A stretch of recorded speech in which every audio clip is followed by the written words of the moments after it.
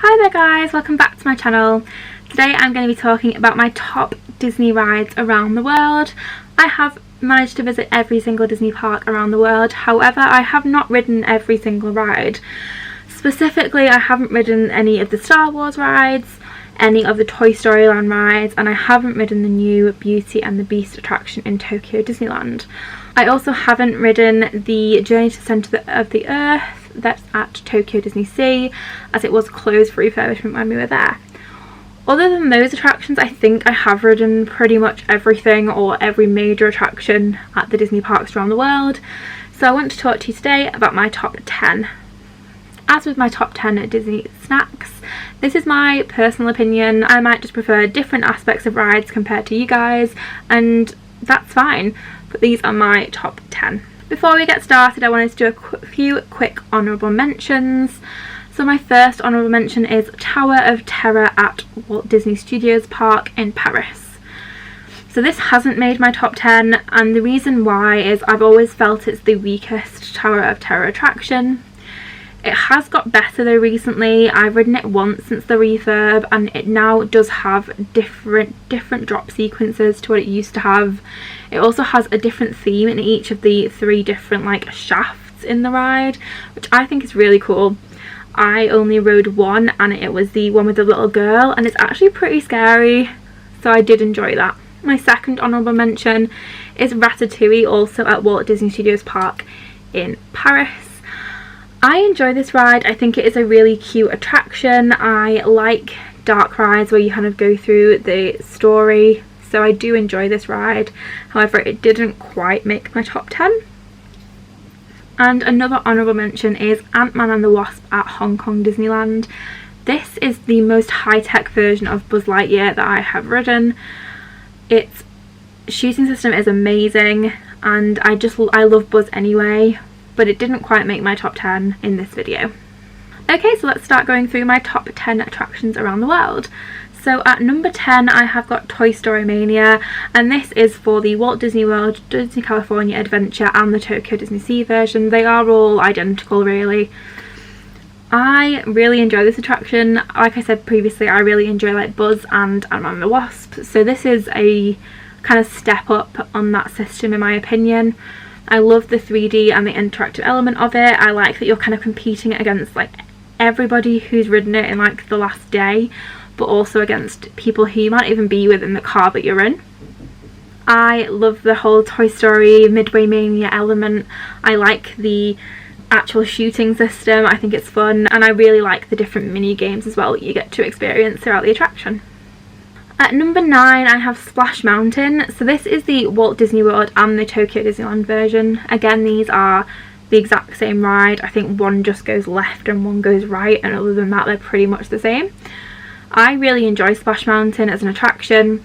I like the log flume. I love log flumes in general, but this is a much more detailed, more high themed log flume, so I really enjoy it, and I like the songs as you go around. I'm also really looking forward to the Princess and the Frog upgrade. I'll be interested to see which parks they bring that to and which parks they don't. At the moment it seems like they're definitely bringing it to Walt Disney World and Disneyland, but I don't know if they're bringing it to Tokyo or not, so I'll be interested to see what happens there. I haven't included the Splash Mountain at Disneyland.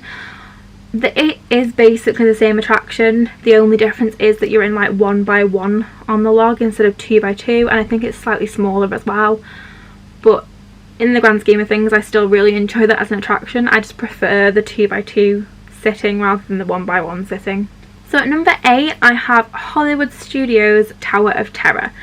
So this is the first Tower of Terror that I ever rode on, and it is a Tower of Terror that's I think it's always had randomised drop sequences, which I really enjoy. I think it makes it really re-rideable. I do like that original Twilight Zone theming as well, so I do enjoy this, and I think because this is the first version of the attraction that I rode, it's the one that I have the most fondest memories of.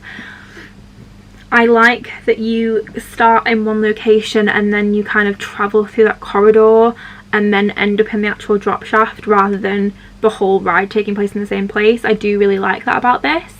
The only reason it's below the other versions of this ride that are in this list, as you will find out later on, is because of the theming of the attraction more than anything else. So at number 7 I have the Tokyo Disney Sea version of Tower of Terror. So this is very similar attraction wise to the Hollywood Studios one. I don't know if it has randomised drop sequences though. The reason that this is above that, the Hollywood Studios version for me, is because of the theming. I really like the Society of Explorers and Adventurers theming. It's themed around the disappearance of the owner of the hotel. I can't remember his name. It's something Hightower, but the whole ride and the pre-show of the ride is you kind of finding out how he disappeared and then you getting put in that same situation, which I think is a really good way of doing it. It's a bit similar to the way that they do with the original Tower of Terror, where you're getting back into that same lift. However, it's a little bit different, and it also feels a little bit more scary, I think, in the Disney Sea version. The one thing I don't like about the Disney Sea version is the restraints. So on every other Tower of Terror, the restraint is like that middle seat belt that you get in the back seat of a car. So it's just a belt, a strap across your waist. Whereas for the Tower of Terror in Disney Sea, it is more like the rest of the seatbelts in a car. So you have the over-the-shoulder element of the seatbelt. I think this really limits like the feeling of floating while you're on the ride, so I think I would prefer it a lot more if it had just the original seatbelt. At number 6 I have got Radiator Springs Races at Disney's California Adventure. This is such an amazing attraction. It is such a step up on Test Track for me. I love the theming, I love the whole Cars Land area in general, but I think that ride is just so well themed. I think it fits the ride system so well. Every time I go I will always make time to ride that ride. I will try and ride it more than once. The main difference between this and the Test Track version is the theming. Everything else is quite similar on the inside section, however the outside section of the ride are very different. The Radiator Springs version doesn't just kind of go around in a big circle like the Test Track version does. You're kind of racing through the countryside, which I really enjoy. And the top speed of the Radiator Springs Races version is also slower than the Test Track version. However, I don't think you really feel that difference at all. I also really like the racing element of the Radiator Springs Races.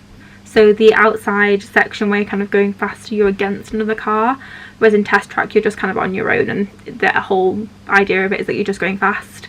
Whereas the racing element is what I really enjoy in Radiator Springs Races. So number 5 I have Pooh's Honey Hunt at Tokyo Disneyland. This is such a nice dark ride. It is very similar story wise to the other versions of Pooh around the world, so the Many Adventures of Winnie the Pooh.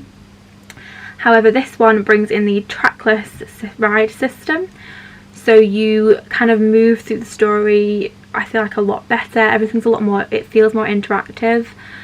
You're kind of more in the scenes than you are in the other versions. I really like the ride system. I like the bit where you're like with Tigger and the whole area just kind of bounces. Even the Heffalumps bit is a lot more interesting, I think, than the Heffalumps bit in the other rides like this. I think this is just a really good use of a trackless ride system, and I really, really enjoy it. At number 4 I have Mystic Manor at Hong Kong Disneyland. Again, this is another trackless ride system. I prefer this so much more than the normal Haunted Mansion. I don't really have that nostalgia there for Haunted Mansion that a lot of other people do. I do really enjoy the Night Before Christmas layovers that they do, however, in Tokyo and in Disneyland. But I think as just a general ride, Mystic Manor is such a nice attraction. I think they did it so well. Kind of having to do something a bit different has really pushed them to make a really good ride. I like the character in the monkey. I can't think what his name is, but he is really cute and he crops up throughout the attraction. You're kind of following like the mess that he makes by opening up this ancient artifact, and you kind of get to follow around and go around this whole museum and see what impact it has.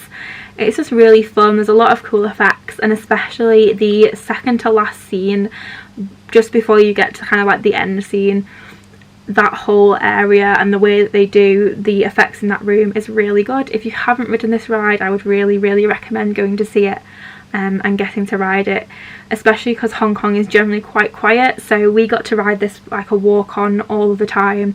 We rode it quite a few times during our trip and I never got bored of it. So at number 3 I have got Flight of Passage. Now I feel like this is a lot of people's number one, however there's a couple of reasons why the rides above it are above it in my opinion. I do think this is an amazing attraction. It is a step up on Soarin', and I really do love Soarin'. This kind of takes it to another level. It feels a lot more immersive than Soarin' does. The way that you can feel the banshee breathing between your legs is just kind of like, it's so weird and yet so cool. The whole scene, like, I don't think you have to really appreciate Avatar to appreciate how amazing that scene is. And I have seen Avatar, so I do kind of understand what's happening, but even if I didn't, I would still love that ride. It's just so immersive, so amazing. If you haven't ridden it, you really just need to ride it. It's so good. So at number 2, I have Pirates of the Caribbean at Shanghai Disneyland. So this is the most high-tech version of Pirates out there. It uses screens a lot, but it also has some absolutely amazing animatronics. The Davy Jones animatronic in that ride is just so detailed. It moves so well. It's very, very high-tech, quite similar to like how good the animatronic is in Na'vi River Journey, if you've ridden that. It's an amazing animatronic, and that's not the only animatronic in it either. There are a couple of others before that which are still really, really good, but that Davy Jones one is definitely the best. And then you do have the use of screens, but I think they use them really well. I think they transition between the physical set and the screens well. The one downside is you can tell that it's screens, and you can tell where the screens end quite easily if you kind of look where they don't want you to look. I still really enjoyed it. I really liked it. I liked the use of the drop at the end as well, and I just thought it was like the best version of Pirates that I've been on. I think, as I mentioned in my theme park reviews kind of that I did, you can't really compare it to any other version of Pirates because it's just so different, but it's amazing. Okay, and then my number 1 ride Disney park attraction around the world is Mission Breakout at Disney's California Adventure. I really enjoy this ride. So I love Tower of Terror. Tower of Terror was always going to be my number 1, but it was which version of Tower of Terror did I like the most, which I kind of had to decide. And after riding Mission Breakout, and also the Monsters After Dark version of Mission Breakout as well, it's just so much fun. It's like Tower of Terror, but it's been like amped up. You've got this great soundtrack going on. The drop sequences feel a lot more forceful. The animatronic in the first scene before you kind of get onto the attraction is really good. I just really enjoy it. I love Guardians of the Galaxy anyway, so I think Mission Breakout is amazing. Yes, it's bringing an IP onto this old attraction, but really Tower of Terror was always an IP. Twilight Zone is an IP, but it's just not a Disney IP. I just really enjoy Mission Breakout, and if you haven't ridden it yet, I would really recommend it, especially if you are a lover of Tower of Terror. So yeah, those are my top 10 Disney attractions around the world. Let me know below if you agree or disagree, or what your top 10 favourite attractions are that you've ridden. Thank you so much for watching, guys. If you like this video, please give it a thumbs up and subscribe, and I will see you next time. Thank you. Bye.